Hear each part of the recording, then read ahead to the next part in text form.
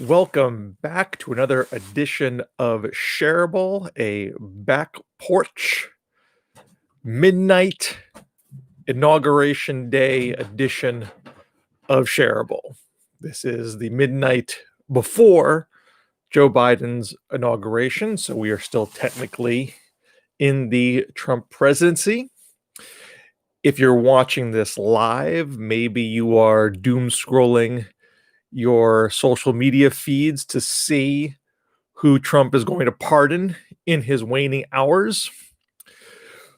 But I think the focus on the pardons is obscuring how nothing has happened in the way of judicial confirmations in this month of January.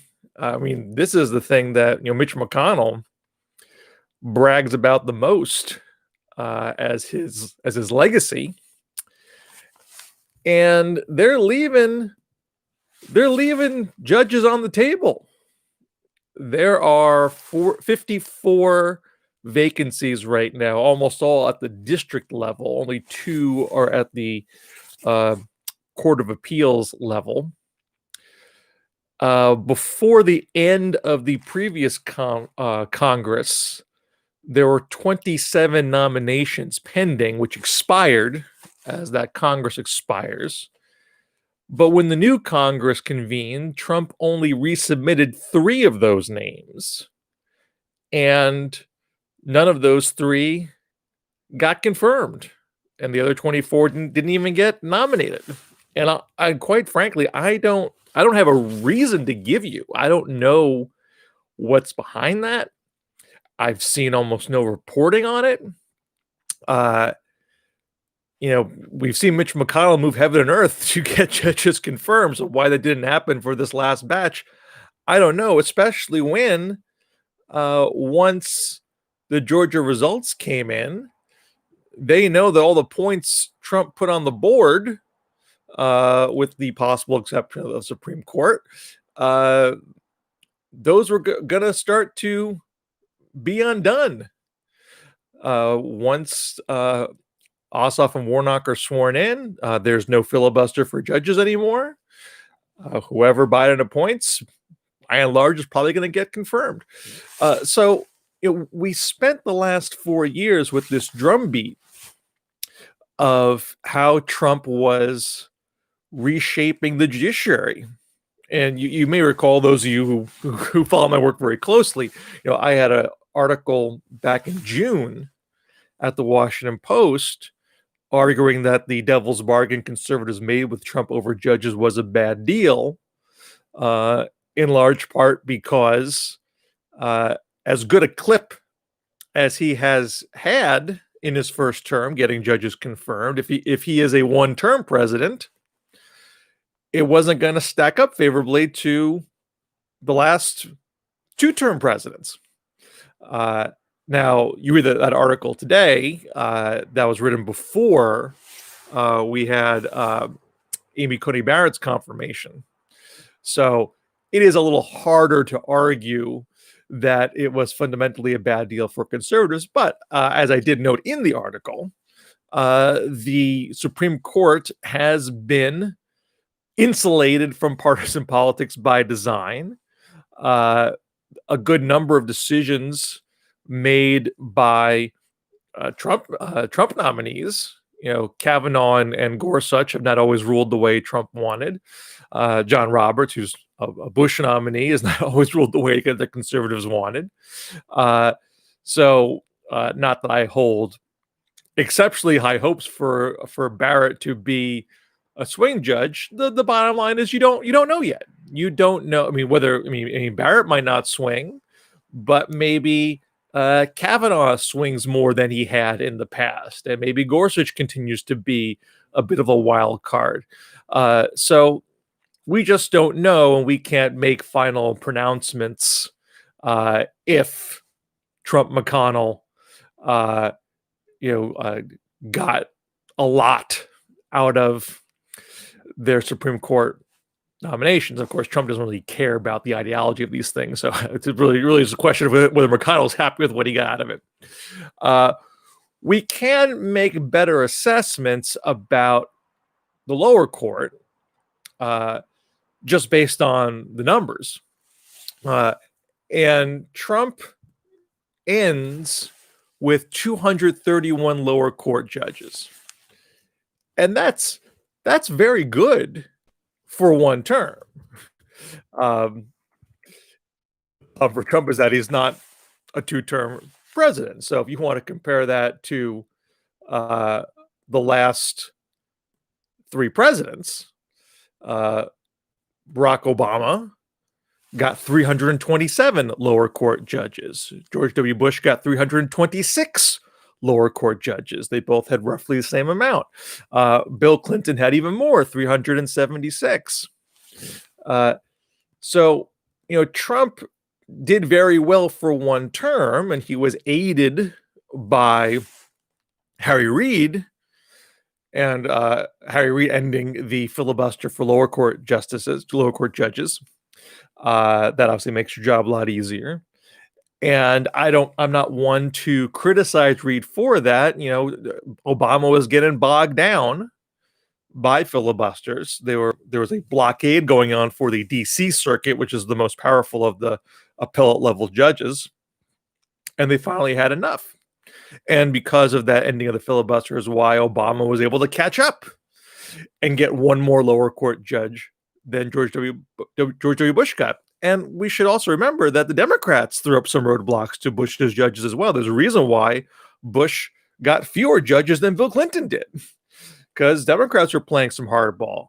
You might argue, I would argue, that the Democratic level of hardball was not as severe as the Republican level of hardball. They didn't do anything on the level of Merrick Garland, but they were fighting some fights. And so Trump's 231 judges is only 27.5% of all of the lower court judicial seats. Again, pretty good for one term, but not the same as taking over the entire judiciary.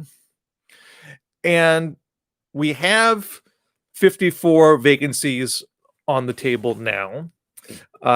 And there is a practice amongst judges who have been there a while where they can quasi-retire. They can shift to senior status. So you're still technically a judge. You can still you still have work to do, but you're not on the main judicial body, and so your permanent lifetime appointment seat opens up. And according to Ed Whalen, who is a conservative who tracks judges for the National Review, he estimates there are 40 or so federal appellate judges, just appellate level, who were appointed by Democratic presidents who are senior eligible. And so he expects most of those 40 to exercise that option early this year. He said Trump appointed 9 federal appellate judges in the first year of his presidency. Biden should be able to double or triple that total in his first year. So, one of the things that Trump did very well, he had a pretty high percentage of his judges be appellate level, and he flipped the partisan makeup of a number of the of those circuit courts. So I can't tell you exactly when you're going to flip back. If Biden is just replacing existing Democrats, that's not going to flip back a circuit. It is going to take an older judge and give it to a younger judge who could be there for several decades. And of course, that's the game that Trump has been playing. And this is the game that all presidents are going to play going forward. And we can't know how many older Republican appointed judges will retire or pass away. So you never know exactly, where the scoring is going to go. But Biden's going to get something. And it's not going to be, this is just never static. There's a churn to the federal judiciary by design. And so it's very hard for one party to fully capture it unless you have a very long string of control of the presidency and the Senate. And even on the Supreme Court level, we don't know. We don't know. I mean, I think a lot of expectation is that Breyer will retire. He's over 80. Probably is aware that he shouldn't make the mistake that Ruth Bader Ginsburg made. And so good chance he retires. He replaces an older person with a younger person. I don't think, Alito or Thomas or Roberts are going to, run for the doors, but, you just don't know. You just don't know how long they're going to live, whether they're just tired of it.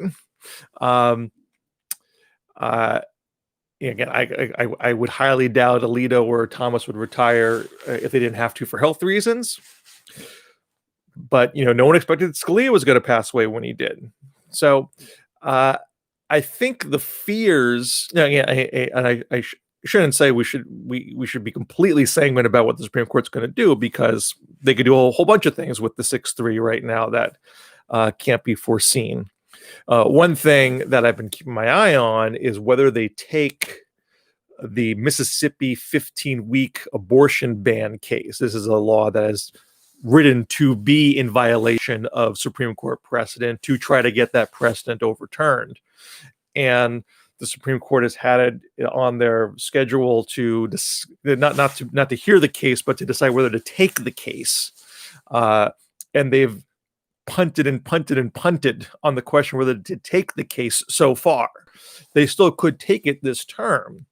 If they do take it, that is a clear signal that they want to overturn Roe v. Wade or severely gut it as soon as possible. There's not much point in a conservative majority taking it, because it's already struck down at the lower court level. You only would take it because you want to flip it. And if there's folks who don't know the intricacies of the Supreme Court, it takes 5 to win a case. It takes 4 to take a case. It's done that way. So you're not predetermining the outcomes by taking the case. A large minority, but a minority can accept a case. In this particular instance, the 4 probably wouldn't take the case unless they felt pretty good that they were going to overturn it. You wouldn't take the case if you thought you were going to lose it, and further codify existing precedent on abortion. And so the hesitation there suggests to me that either they don't have the numbers to go as far as some folks want to do. Particularly, I think Alito and Thomas is pretty much on the record of how far they want to take it. Maybe Gorsuch too, or they want to do it, but they know there is a lot of political risk involved. I mean, the justices they're insulated from partisan political pressures, being lifetime appointees, but they do keep their eye on public opinion and general integrity of the court. And they may be cognizant that a radical shift in abortion policy might engender an enormous backlash that would feed calls for court backing. And it's something that I've said in the past. The threat of court backing is potentially more powerful than actual court backing, because an actual attempt at court backing can backfire and not pass and sap political capital. The threat of court backing might make conservative justices slow their roll. And if they don't take this abortion case, and so far they haven't, have had opportunities to do so and have not, suggests that they see some value in waiting and going slow. Now, people will rightly note that going slow is not great for abortion rights. To kill a Roe v. Wade slowly is certainly not desirable from a progressive women's rights, women's reproductive freedom perspective. But the slower they go, the more time Democrats have to change the composition of the court. And that's why I think on the whole, it is very premature to say that the judiciary has been lost with 4 years of President Trump and Majority Leader McConnell. It's a new day. It's a new age. These numbers are going to change. We don't know how long Democrats will keep the Senate or the White House, but the judiciary has yet to be captured in full by one party and one ideological faction, because of the way our system of government is designed. And my gut is it's going to stay that way.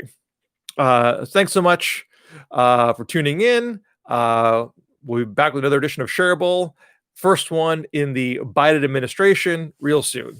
If you like this, please subscribe on this YouTube channel. Please donate at my Patreon, patreon.com/BillShare. Check out the new Win America Work podcast at Scherable.com, and I'll talk to you soon.